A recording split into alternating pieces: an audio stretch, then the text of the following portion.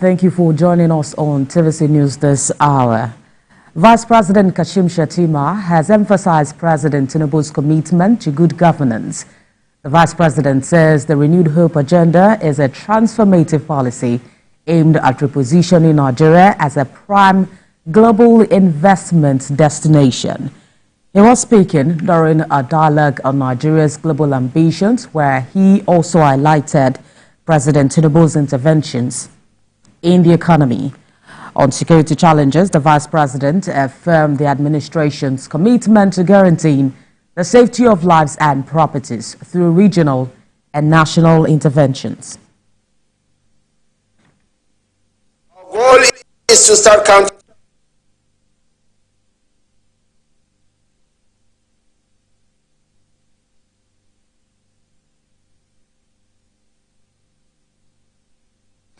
We apologize for that. I'll bring you more updates on that as soon as we have them.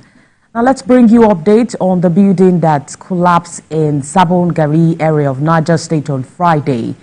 Manual evacuation of goods in the warehouse continued on Saturday ahead of the planned demolition of the building. The state's emergency management agency on Friday also confirmed that 7 people were rescued and no life was lost.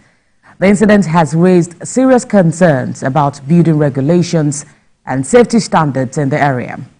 The Niger State Urban Development Board explained that conversion of the building from a residential property to a warehouse was carried out illegally and without the necessary permissions. Meanwhile, the Economic and Financial Crimes Commission says it has handed over $22,000 recovered from a convicted internet fraudster Hakeem Olariwaju to the Federal Bureau of Investigations. The EFCC spokesperson, Dele Oyewale, in a statement said the money was handed over to the FBI in Lagos as the victim who was defrauded lives in the United States. According to Justice Nicholas Webb of the Federal High Court sitting in Kogi, in August 2023, he had sentenced Mr. Olariwaju to 2 years imprisonment for identity theft and impersonation, and also ordered that the money recovered from him be restituted to his victim. Speaking during the handover ceremony in Lagos, the acting director of the Lagos Zonal Command of the EFCC, Michael Wesker, said the commission remains dedicated to combating crimes and also restoring sanity to the nation. Now let's talk security matters. The Kogi state government says it has significantly escalated its fight against criminal activities within the state. According to the state government, this move became necessary due to the increase in criminal activities attributed to insurgents, bandits, and kidnappers displaced from the northeast. In a statement signed by the Commissioner for Information and Communications, Kingsley Fanwo, the state has faced increased security challenges in recent times, but it is resolute on combating those threats through stringent approaches. He has also explained that the successful rescue of 21 of 24 students kidnapped last week is a show of government commitment to safeguarding its citizens. And 3 days after the internally displaced persons camp was set up in Ewu, the natives of Okuama community in Delta State are now arriving the temporary camp. The chairman of the IDP Management Committee, Abraham Obodo, who confirmed this to TVC News, says they have been engaging the natives to see to their safety and welfare. Senior reporter Ike Namichi has this report.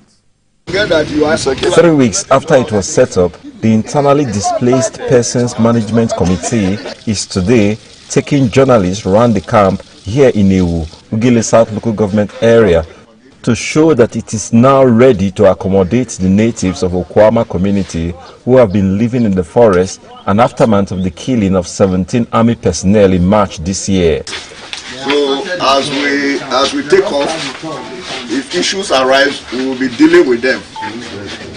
For a start, we have made provisions for 200 persons. These are the phones you are seeing. these foams, there are 200 foams for 200 persons. The same number of mosquito nets, although we have also netted the windows. After the brief tour of the facility, the committee chairman spoke to newsmen. People had expected that after the inauguration, the camp would take off immediately. But it was not possible because we needed to prepare the camp before we could receive displaced person. We have called you today to tell you that yes, basically that the camp has been brought to speed and that it's ready for habitation and for the IDP operations proper to take off. We have just done a tour of the facility. The other thing that is not visible is what I will explain to you here now. You know, the people will be coming, there will be children among them, and they are going to be school children, children of school age. And staying with security concerns, the Assistant Inspector General of Police Zone 16, Paul Omata, says crimes have been reduced to the barest minimum since the introduction of digital monitoring in Bayelsa State. He made this known during his visit to the police command headquarters in Yenagoa. Joseph Kunde reports. The Assistant Inspector General of Police in charge of Zone 16, AIG Paul Omata, arrives at the police command to a quarter guard as he makes his first official visit to the Bayelsa State Police headquarters since assuming office about 3 months ago. He is received by the Commissioner of Police, CP Aloyenu Francis, and a host of other senior officers, as well as the rank and file at the command. It is our delight.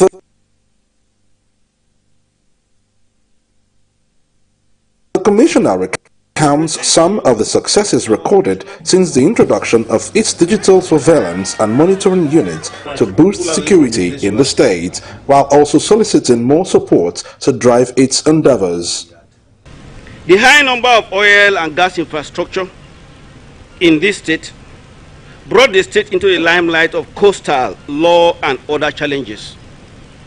To tackle these challenges, the command resorted to the use of electro-technological surveillance systems. Many criminals are in Okaka prison today with real evidence on them because our law and order infrastructure enabled us to harvest them before their act or immediately after their acts. I equally want to extend my thanks to the Commissioner of Police for being innovative, for using technology to prevent and detect crime. And I wish the outboard drone